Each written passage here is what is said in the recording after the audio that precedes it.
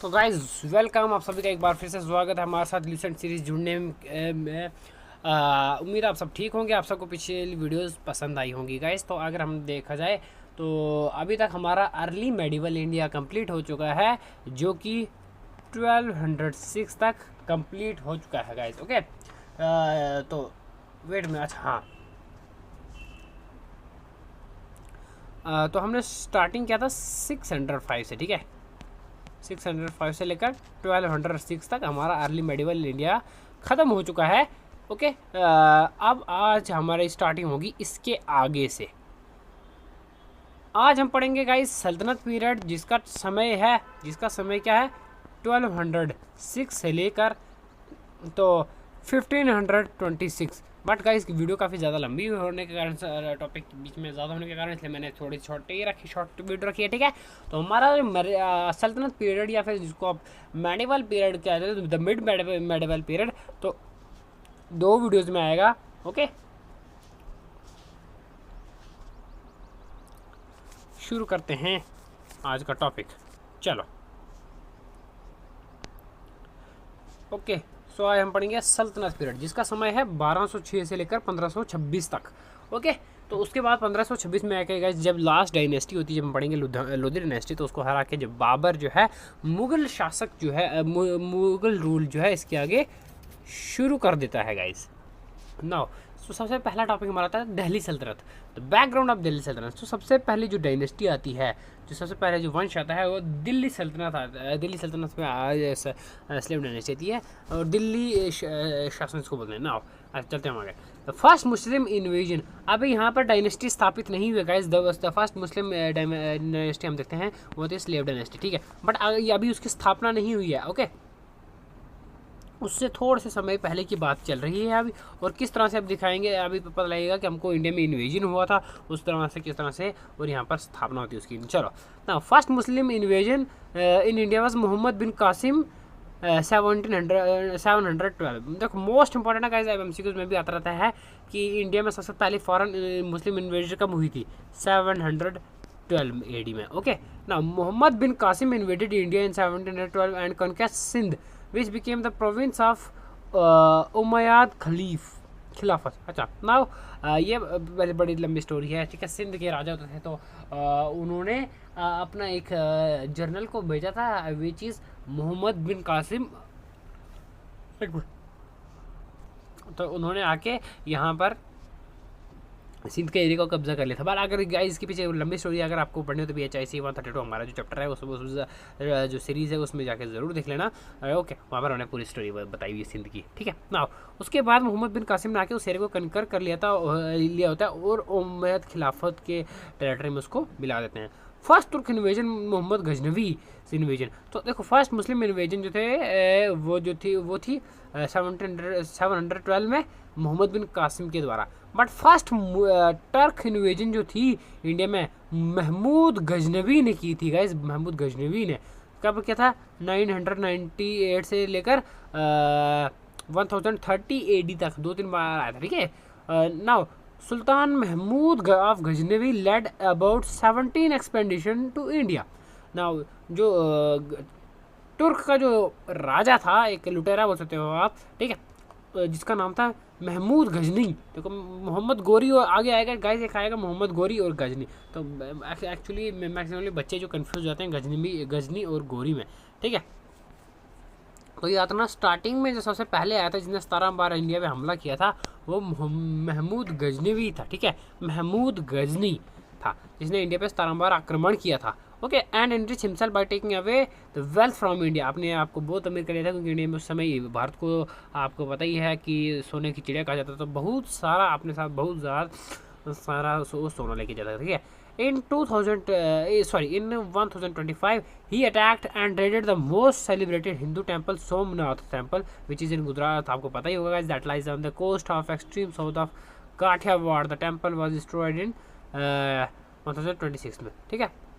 तो इस टेम्पल पे जब महमूद गजनवी ने अटैक किया था, ओके, तो ये उसकी, एक मिनट, हाँ, तो 1026 AD के समय पर मोहम्मद गजनबी ने सोमनाथ का टेम्पल, जो कि साउथ ऑफ काठियावाड़, कौन से स्टेट में अगर पड़ता है तो बात करेंगे हम गाइस, ये पड़ता है गुजरात में, जो कि बहुत बड़ा हिंदू का टेम्पल है। तो इसने इस पे अटैक किया था। ओके, नाउ सेकंड तुर्क इन्वेजन, मोहम्मद गोरीज इन्वेजन, जो कि 1175 से लेकर 1206 के समय पीरियड पे हमको देखने को मिलती है। ना अगर मोटा मोटा अगर हम देखें तो first Muslim invasion Mohammad bin Qasim, ठीक है, 712 में, ठीक है। सेकंड तुर्क इन्वेजन होती है, सबसे पहले वो होती है महमूद गजनी, ठीक है, कब होती है 998 से लेकर 130, ठीक है, बड़ी बार आया था, 17 बार आया था। ओके ना, उसके बाद आता है हमारा मोहम्मद गोरी, समय पीरियड कितना है 1175 से लेकर 126, ठीक है। तो ये टाइम पीरियड आपने नोट रखना है गाइस, ठीक है, क्योंकि क्वेश्चन जब फंसाने वाला होता है ना, वो महमूद गोरी और गजनी पे ज़्यादा फंसा था, क्योंकि कहीं ना कहीं इनके जो नाम है ना वो थोड़े बहुत सेम लग रहे होते हैं, ठीक है, समझ आई। तो महमूद गजनी पहले आया था और गोरी बाद में आया था। Mohammad bin Ghori invaded India and laid the foundation of Muslim domination in India, और उसके बाद उसने इंडिया में मुस्लिम रूल की स्थापना की। किस तरह से की गाइस, अगर हम बात करें तो इससे किस तरह से इसने स्थापना की थी, मोटा मोटा बताता हूँ गाइस। बैटल ऑफ तराइन हुई थी गाइस 1191 एंड 1192 में, ठीक है। 1191 में मोहम्मद गोरी की जो बैटल हुई थी पृथ्वीराज चौहान के साथ, उसमें वो हार गया था। सेकंड नेक्स्ट ईयर फिर आया था, तो फिर उसमें जीत गया था। फिर उसने वहाँ पर जो है दिल्ली में कहीं ना कहीं जो है यहाँ पर अपने आगे जनरल को बिठा के गया था, कुतुबुद्दीन ऐबक आएगा, उसके बाद उसने स्लेव डायनेस्टी की शुरुआत की थी गाइस। इस तरह से आता है इसका छोटा मोटा टाइम ना। अब आ गया सल्तनत पीरियड। सल्तनत पीरियड की अगर हम बात करें, ठीक है, सल्तनत पीरियड, तो सल्तनत पीरियड की अगर हम बात करें, बैकग्राउंड ऑफ दिल्ली सल्तनत, ठीक है। अब हम पहले पढ़ेंगे दिल्ली सल्तनत जो थी उसका बैकग्राउंड क्या था। बैकग्राउंड नाउ, ठीक है, तो रीज़न ही में भी consider the founder of Muslim rule in India, मतलब जो गोरी है, मोहम्मद गोरी है गाइस, इंडिया में फाउंडर ऑफ मुस्लिम रूल आप उसको कह सकते हो। अच्छा, मुझे एक बात बताओ कि अब क्या ऐसे रीजंस थे जिसकी वजह से जो टर्क्स थे उनकी सक्सेस हुई इंडिया में और राजपूत की हार हुई। मैंने आपको बताया था कि 1191 में बैटल ऑफ तराइन हुआ था, मोस्ट इंपॉर्टेंट है, लिख लेना, ठीक है। 1191 में बैटल ऑफ तराइन हुआ था, किसके बीच, मोहम्मद गोरी और पृथ्वीराज चौहान के बीच में, जिसने मोहम्मद गोरी हार गया था पहली बैटल ऑफ तराइन में। And second battle of Tarain हुई थी 1192 में, ठीक है, उसी के अगले साल, जिसमें कि मोहम्मद गोरी जो जीत गया था और जो पृथ्वीराज चौहान जो थे उनको हार का सामना करना पड़ा था। ओके, अब क्या रीजंस थे उनके हार के, क्योंकि ऐसा हमको जानना था कि जो राजपूत वॉरियर्स काफ़ी ज़्यादा पावरफुल, काफ़ी ज़्यादा होते थे, कोई शक नहीं उसमें, बहुत ज़्यादा पावरफुल टेक्निक थे। अब हमको पता लग जाएगा आगे, ठीक है। सबसे पहले Rajput lacked unity and organisation and were divided by rivalries.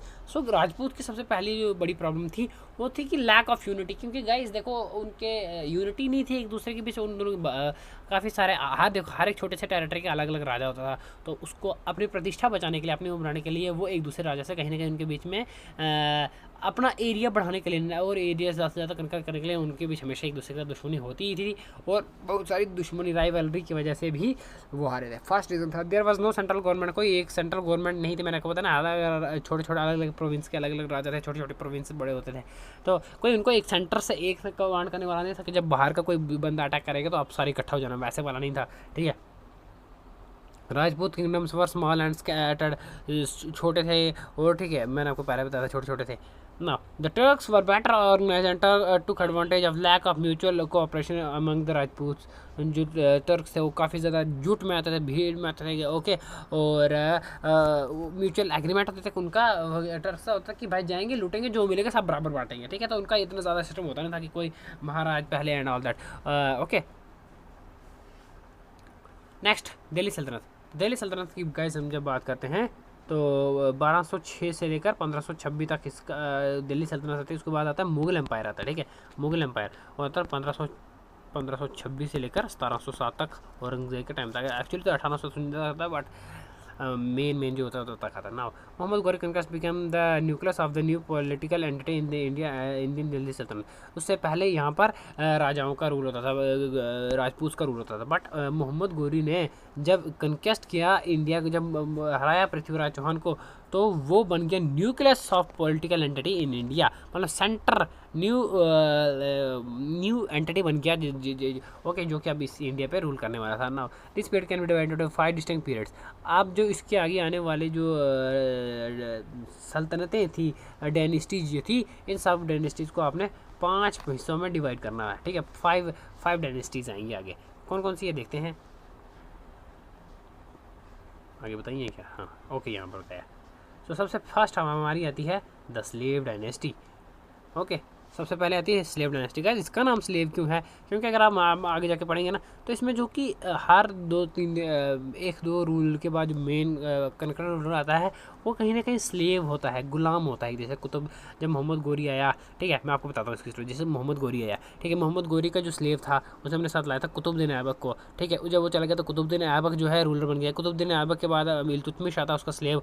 बाद में कुतुबुद्दीन के मरने के बाद उनके एक रूलर हो रहा था, वो अच्छा नहीं कर पाता, उसके बाद इल्तुतमिश बन जाता है नया रूलर अपने उस राजा को मार के। उसके बाद इल्तुतमिश का एक स्लेव होता है बलबन, ठीक है, फिर वो रूलर बन जाता है। तो इस लाइनेज को देख के इस वंश का नाम जो है स्लेव डायनेस्टी रखा गया, ठीक है। ममलूक वंश भी इसको कहते हैं, मोस्ट इंपॉर्टेंट है ये सब बातें नोट करते रहना, ठीक है। ममलूक वंश भी इसको कहते हैं या फिर स्लेव डायनेस्टी भी कहते हैं। इसके साथ जो पीपीटी उसके साथ एक्स्ट्रा मैं आपको एडिशनल नॉलेज भी बताता रहूँगा गाइज, ओके। अच्छा, सो इसको क्या क्या कहा जाता है, अगर हम ऑल्सो नोन एज अगर हम बात करें दिल्ली सल्तनत की जो फर्स्ट डायनेस्टी है कुतुबुद्दीन ऐबक के द्वारा बसाई हुई द स्लेव डायनेस्टी। सो इसको सबसे पहले तो कहा गया स्लेव डायनेस्टी। सेकंड नंबर पे इसको कहा गया है ममलूक वंश, ठीक है। उसको इसके बाद वो क्या कहता है, गुलाम वंश, ठीक है, गुलाम वंश, ओके। नेक्स्ट, तो हमारे सबसे पहले हम पढ़ते हैं कुतुबुद्दीन ऐबक के बारे में। कुतुबुद्दीन ऐबक की बात करें तो इसका समय रहता है 1206 से लेकर 1210 तक, 4 साल उसने रूल किया। A Turkish slave by origin से असली में एक टर्किश स्लेव था। He was purchased by Mohammad Ghori, ठीक है, मोहम्मद गौरी ने इसको खरीदा था, okay. Who later made him governor, बाद में इसकी काबिलियत देखी, इसकी जो टेक्निक्स, इसकी जो लॉयल्टी देखी, मोहम्मद गौरी ने इसको अपना गवर्नर बना दिया था, ठीक है। After the death of Ghori के मृत्यु के बाद Aibak became the master of Hindustan and founded the slave dynasty in 1206। Qutbuddin Aibak ने यहाँ पर स्लेव डायनेस्टी की स्थापना की थी 1206 में हिंदुस्तान में, जब मोहम्मद गौरी जो उसका मास्टर था वो उसको अपना गवर्नर बना के इंडिया में छोड़ के चला गया था। बाद में जब उसको मरने की खबर मिली तो उसने अपने आप को इंडिपेंडेंट घोषित कर दिया ना।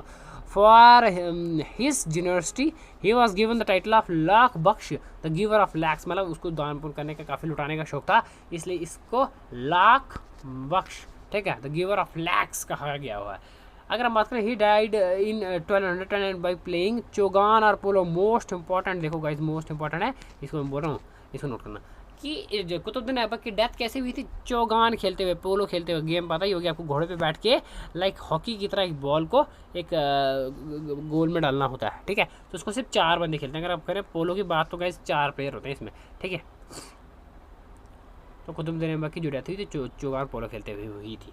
अच्छा, नेक्स्ट क्या है, he constructed 2 mosques. Most important again, Qutubuddin Aibak ने, देखो मेडिवल हिस्ट्री से बहुत क्वेश्चन फंसते हैं, बहुत क्वेश्चन फंसते हैं, बड़ी और बल्कि नहीं, इसलिए ना कुतुबुद्दीन ऐबक ने 2 मॉस्क्यूज, 2 मस्जिदें बनवाई थी। कौन सी, कुवैत उल इस्लाम एट दिल्ली।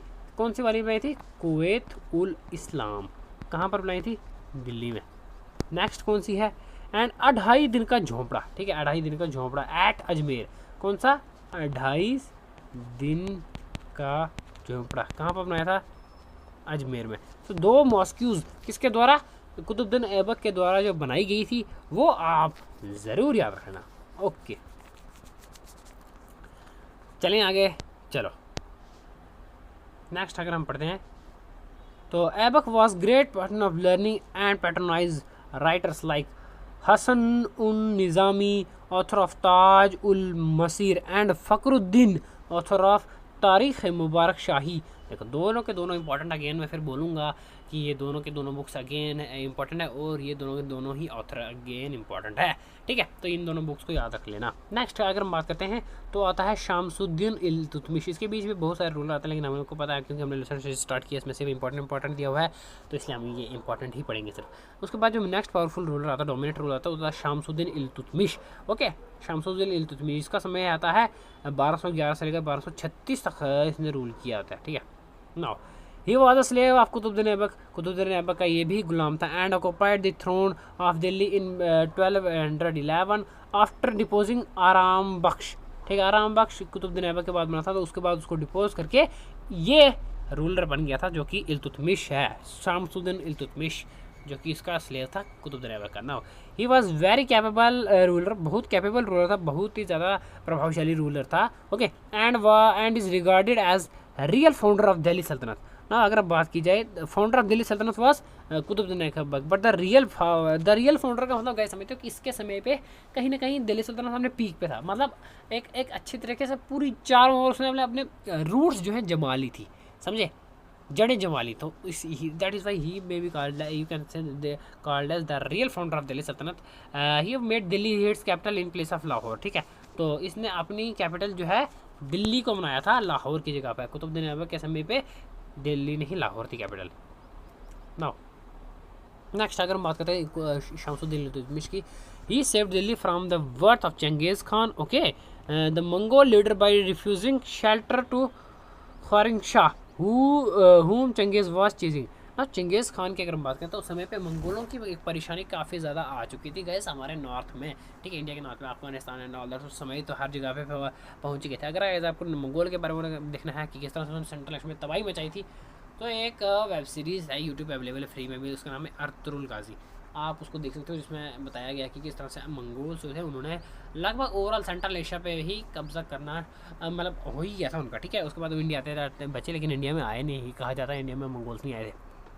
तो इल्तुतमिश ने जो चंगेज़ खान के जो आगे वंश थे, कमांडर एंड ऑल दैट जो थे, तो वो एक बंदे का पीछा करता है, दैट इज़ ख़ारिज़म शाह, ख्वारिज़म शाह।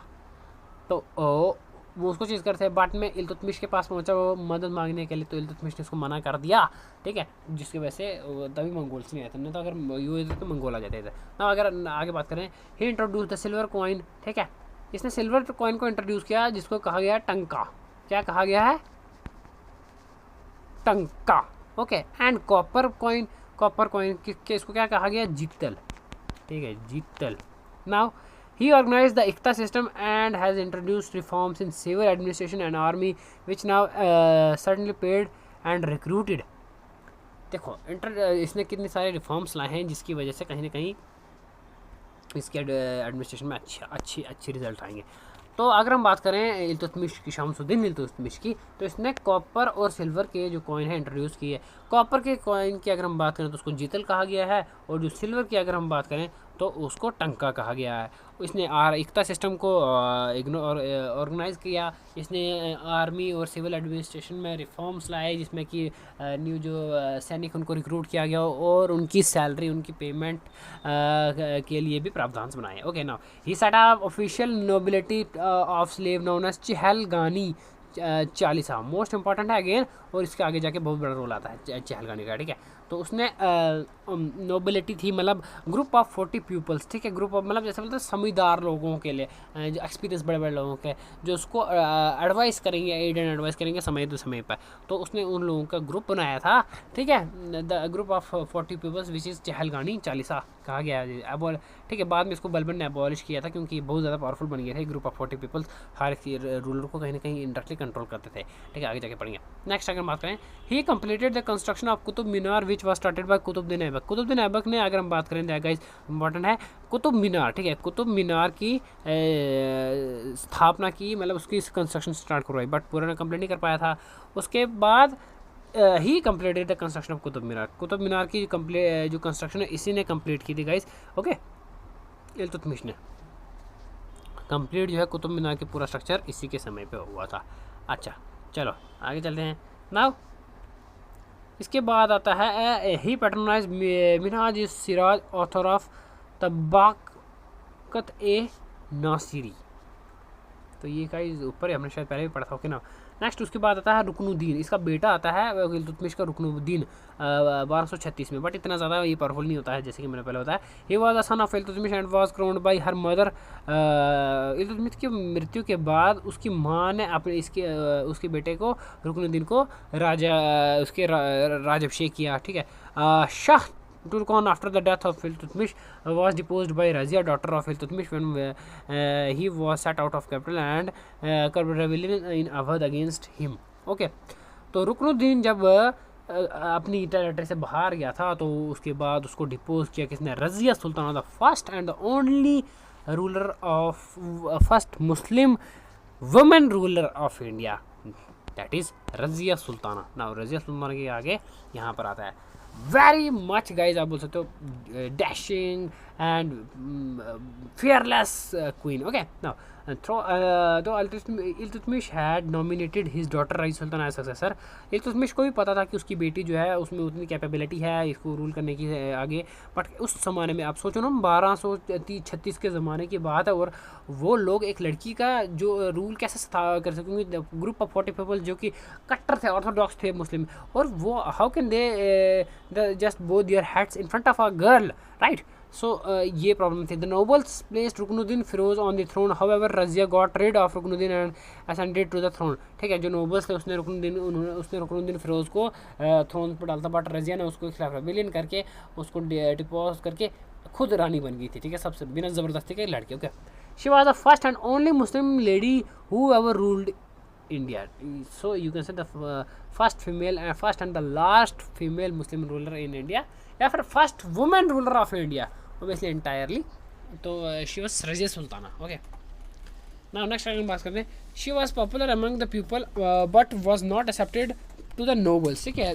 लोगों के बीच काफ़ी ज़्यादा पॉपुलर थी क्योंकि नोबल्स उनके भलाई के लिए काम करते थे। मैंने बोला ना नोबल्स को उससे काफ़ी ज़्यादा प्रॉब्लम थी क्योंकि ऑर्थोडॉक्स कट्टर थे ना वो, तो वो चलती थी आज के ज़माने के जैसे उस टाइम के वो बोलते थे कि भाई 5 समय नमाज़ पढ़ो, लड़कियों का काम है खाना बनाना, सिर्फ अंदर रहना, बुरके के अंदर रहना, तो ये वो बिल्कुल काम नहीं करती थी, ओपनली रहती थी, तो नोबल्स को इससे प्रॉब्लम थी, ठीक है।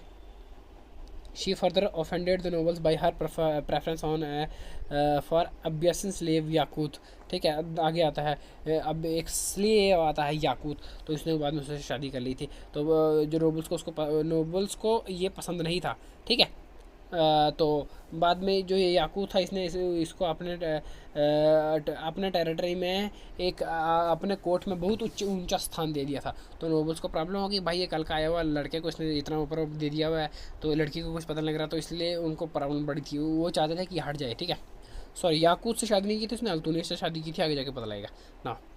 याकूत आया था अफ्रीका से, मोरक्को से, याद रखना, ठीक है, ये इंपॉर्टेंट है, इस पर आता question. Now, soon after her succession, the governors of Multan, Badoon, Hansi and Lahore openly revolted against her. There was a serious rebellion in Bhatinda. Most importantly, Altunia, governor of Bhatinda, refused to accept sovereignty of Razia. Razia, accompanied by Yakut, marched against Altunia, ठीक है। तो भटिंडा में इसके खिलाफ एक revolution हो गया, revolt हो गया। भटिंडा का जो गवर्नर था अल्तुनिया, उसने कहा कि भाई मैं एक लड़की के रूल के नीचे नहीं रहूँगा। बाद में ये अपने इस याकूत स्लेव के साथ, जो कि बहुत इंटेलिजेंट था, शातिर था, उसके साथ तो अल्तुनिया के पास मतलब से लेके जा रही थी, ठीक है। However Altunia got Yakut murder and imposed Razia. बाद में अल्तुनिया ने याकूत को मार दिया था और रजिया को जेल में डाल दिया, ठीक है, इम्प्रिजन कर दिया। Subsequently Razia married Altunia and both them March toward Delhi. उसके बाद रजिया ने दिमाग की ट्रिक गेम खेली और बोला कि भाई अगर मैं इसे से शादी कर लूँ तो मैं बाहर निकल सकती हूँ, अगर बाहर निकलेंगी तभी तो रूल कर पाएगी। बाद में रजिया ने अल्तुनिया से शादी कर ली और वो दोनों दिल्ली की तरफ निकल पड़े, बट उसके पीछे उधर सब कुछ हो चुका था। In 1240 AD, Razia became the victim of conspiracy and was assassinated near Kaithal Haryana. Most important है, ठीक है। तो रजिया के साथ एक कॉन्फ्रेंस साजिश में वो फंसी, ठीक है, 1240 में कैथल में, और हरियाणा में उसका जो है उसको असैसिनेट कर दिया। Both Razia and her husband, that is Altunia. Okay, now इसके बाद आता है बहराम शाह। बहराम शाह का अगर बात करें समय पीरियड तो 1240 से 42, ये इसने 4 साल कटे थे, बट बस के बाद अलाहाबाद थोड़े से समय के लिए रहते थे। After Razia Iltutmish third son Bahram Shah was put on the throne by the powerful Turkish council Chalisa. देखो मैंने बोलता ना द चहलगानी चालीसा ने बाद में उसने नोबल्स ने इल्तुतमिश का जो तीसरा बेटा था बहराम शाह उसको रूलर बनाया। He was considered only as de jure ruler while नबी ए ममालक the regent was the de facto ruler. मतलब इसको आप बोलते हो गठपुतली ही बोल सकते हो, हाथ की गठपुतली थी नोबल्स की, जो बोलते वही करता था। Bahram Shah lost his life after his failed attempt to assert his authority once on the throne. तो इसने अपने राजगद्दी के समय पर अपनी जान की हत्या की, इसकी भी मर्डर हो गया। उसके बाद आता है मसूद शाह। मसूद शाह का समय पीरियड होता है 1242 से 46 तक। ये was son of Ruknuddin, Ruknuddin का बेटा था। रुकनुद्दीन याद है ना इल्तुतमिश के बाद जो आया था रुकनुद्दीन, रजिया सुल्तान का सबसे बड़ा भाई, सबसे उससे पहले वाला, ठीक है। But was depose after Balban and Nasiruddin Mahmud mother Malika Jahan conspired against him and established Nasiruddin Mahmud as new Sultan.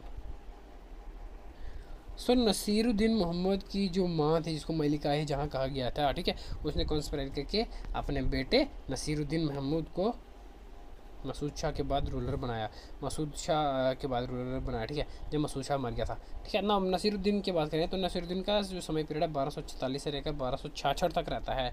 Okay, he was son of Iltutmish and was known as दरवेशी king as he was very pious and Nobel.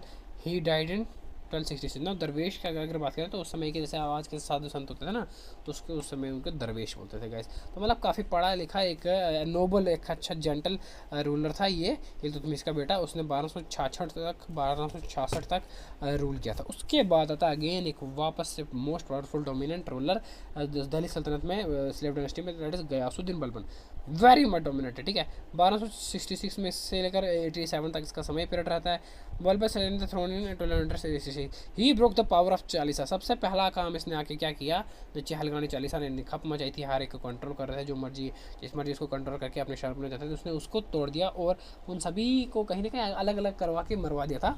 अगर बात करें जाए गयासुद्दीन बलबन की, तो ये खुद भी उस चालीसा का ही एक मेंबर था। तो इसने बोला कि भाई आप, और गयासुद्दीन बलबन ने पूरी तरह से जो गाइस चालीसा को जो था वो ख़त्म कर दिया था। ओके, और कहीं ना कहीं इसके इस पॉलिसी की वजह से, इसके पॉइंट ऑफ व्यू की वजह से, मतलब कहीं ना कहीं अपने उसको लेके बड़ा स्ट्रिक्ट था, रूल्स को लेके, राइट। तो उसी की वजह से कहीं ना कहीं इसकी दिल्ली सल्तनत में जो है, इसी की वजह से स्टेबिलिटी आई, ठीक है, स्टेबिलिटी इसी की वजह से आई।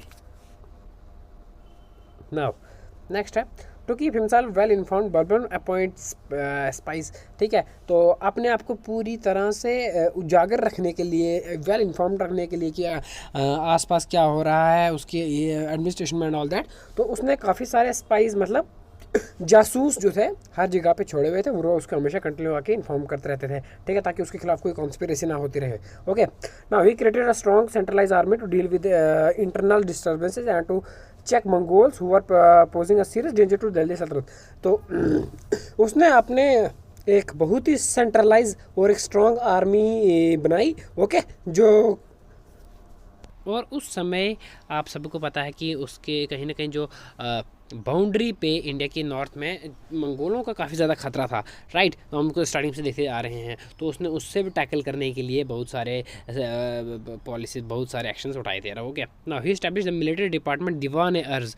तो उसने एक मिलिट्री डिपार्टमेंट इस्टेब्लिश किया विच इज़ दीवान ए अर्ज। Okay, now the Persian court model influenced Balbal's conception of kingship. He took the title of Zil-e-Ilahi. ना हम सबको पता है गाइस, जो ये थे तो ये कहाँ से आए थे, पर्शिया से आए थे। तो उन्होंने कहीं ना कहीं उसकी वहाँ के जो कंसेप्शंस हैं, उनके एडमिनिस्ट्रेशन को लेके किस तरह से वो चलता है, वो उसने वो इन्फ्लुएंस दिखाया, ठीक है, वही वाले। तो उसने टाइटल लिया ज़िल-ए-इलाही, मतलब शैडो ऑफ गॉड। समझ तो कि उनके हिसाब से दैट जो किंग होता है वो गॉड का मैसेंजर होता है, गॉड का एक अवतार होता है, राइट। तो उसने इसलिए ये टाइटल लिया था ज़िल-ए-इलाही, which means the shadow of God. Important है, एमसीक्यूज में पूछा जाता है कि ज़िल-ए-इलाही टाइटल किसने लिया था होगा। ही इंट्रोड्यूस सजदा, उसने सजदा सिस्टम को इंट्रोड्यूस किया था, जिसका मतलब होता है prostration before the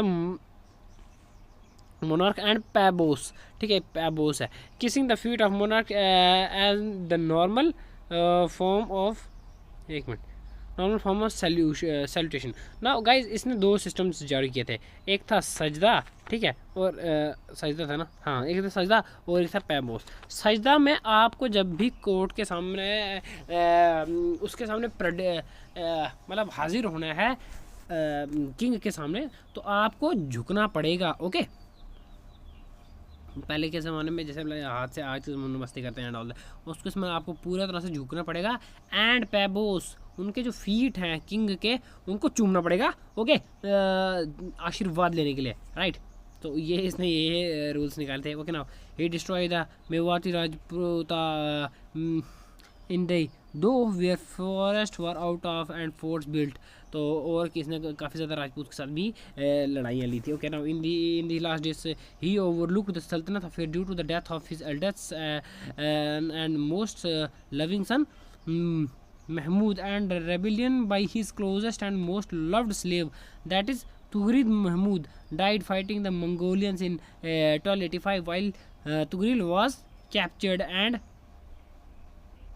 beheaded. Now guys, यहाँ का इसके बात करें, इसका लास्ट समय जो अंतिम समय था, ओके, तो इसका जो सबसे बड़ा बेटा जिसको सबसे ज़्यादा प्यार करता था, ओके, तो उसकी डेथ हो गई थी। और उसके बाद इसके आसपास जो और जो इसके जो स्लेव्स थे, ठीक है, उन्होंने भी कहीं ना कहीं रेबेलियन करना स्टार्ट कर दिया, इंडिपेंडेंस मांगना शुरू कर दी, तो वो भी इसके खिलाफ हो गए थे। और 1285 में, ठीक है, इसने कहीं ना कहीं मंगोल्स के साथ लड़ते हुए अपनी जान गंवाई। नाउ नेक्स्ट उसके बाद आता है तो कैकुबाद। कौन आता है? कैकुबाद। हम बात करेंगे इस कैकुबाद की, तो कैकुबाद का जो टाइम पीरियड है वो है 1287 से लेकर 90 तक, मतलब 3 साल ही। ग्रैंड सन ऑफ बलबन, किसका ग्रैंड सन? बलबन का ग्रैंड सन मतलब पोता। Was seated on the throne by Fakhruddin kotwal of Delhi, ठीक है। तो फखरुद्दीन जो दिल्ली का कोतवाल था, उसके द्वारा बलबन के जो पोता है विच इज़ कैकुबाद, उसको दिल्ली के तख्त पे बिठाया गया। Who assume high political authority during the last days of Balban, ठीक है। तो कैकुबाद फखरुद्दीन जो कि कोतवाल था दिल्ली, उसके पास काफ़ी ज़्यादा हाई अथॉरिटी थी, ठीक है, बलबल के समय के पीरियड पे। Okay, but Kaiqubad was killed by Khilji family, but Kaiqubad को खिलजी फैमिली द्वारा मार दिया गया। Okay, now which saw the end of slave dynasty and beginning of Khilji dynasty at Delhi throne, जिसकी वजह से जो स्लेव डायनेस्टी का जो वंश था, जो स्लेव डायनेस्टी का जो शासन था, ख़त्म हो गया और खिलजियों का जो शासन है, जो रूल है, वो स्टार्ट हो गया। ओके, ना यहाँ से अगर हम बात करें तो खिलजी डायनेस्टी की स्थापना होती है, खिलजी डायनेस्टी की शुरुआत होती है। तो खिलजी डायनेस्टी की जो शुरुआत करें तो 1290 से लेकर 1320 तक का समय पीरियड हमको पता रहता है। और इसके जो फाउंडर थे जलालुद्दीन खिलजी, जिनका समय 1290 से 1296 के टाइम पीरियड हमको देखने को मिलता है, ठीक है। द फाउंडर अगर हम बात करें, the founder of Khilji dynasty which is Jalaluddin Khilji. Okay, next Khilji वंश में हमको सबसे most important and prominent ruler जो हमको मिलता है which is Jalaluddin Khilji, sorry Alauddin Khilji.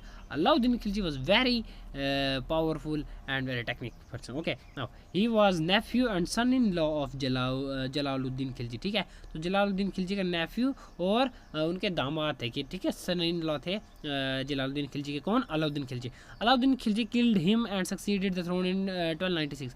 Alauddin Khilji ने अपने ससुर को मार के उनके थ्रोन पे उनकी जगह ले ली, शासन ले लिया, ठीक है, अलाउद्दीन खिलजी ने।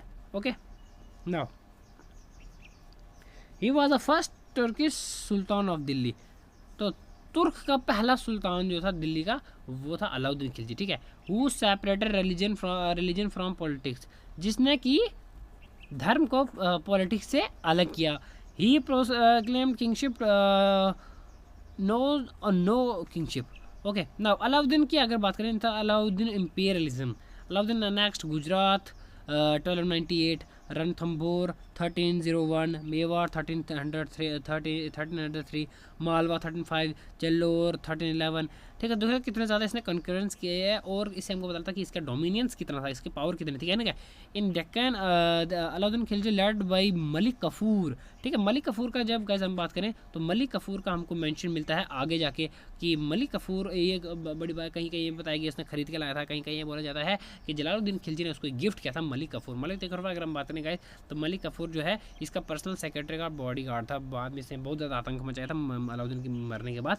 ओके, तो साउथ की जो कमान थी तो वो अलाउद्दीन खिलजी ने मलिक कफूर के हाथ में दी थी। ओके, जिसने कि डिफीट किया था किसको, रामचंद्र जो कि यादव रूलर था देवगिरी का। ओके, प्रताप रुद्रदेव जो कि काकतिया रूलर था वरांगल का, वीर बल्लाल जो कि होयसला रूलर था द्वार समुद्र का, और वीर पांड्या जो कि पांड्यन रूलर था मदुरई का। सो काफ़ी ज़्यादा विक्ट्रीज जो थे इन्होंने अपने नाम की थी।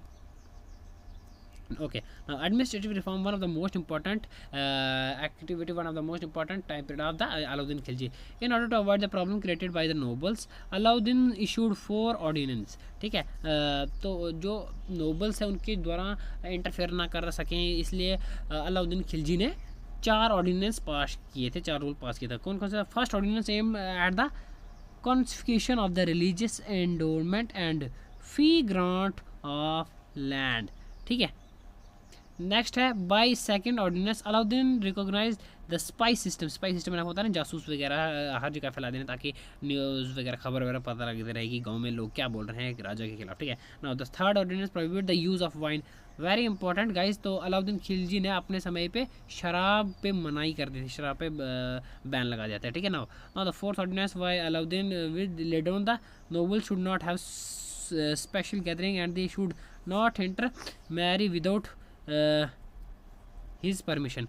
तो जो उलेमास जो होते थे, जो नोबल्स होते थे, वो शादी वगैरह नहीं कर सकते थे, स्पेशल गैदरिंग्स में नहीं जा सकते थे। ठीक है, इंट्रोड्यूस सिस्टम ऑफ दाग। दाग सिस्टम मोस्ट इंपॉर्टेंट कि किसके समय पे आता है, क्वेश्चन पूछा जाता है हमेशा, वो होता है अलाउद्दीन खिलजी के समय पे। ठीक है, ब्रांडिंग द हॉर्सेस। ठीक है, जो शाही घोड़े होते थे, ठीक है, उन पे दाग लगा देना। ठीक है, आपने देखा होगा कि कुछ कुछ घोड़ों के ऊपर दाग लगाया जाता है, आज के ज़माने में भी लगाया जाता है, आप ट्राइबल्स में देखो तो। ठीक है, ताकि उससे उस निशान रहे कि ये घोड़ा किसका है, शाही एंड नॉर्मल घोड़ों में फ़र्क रहे।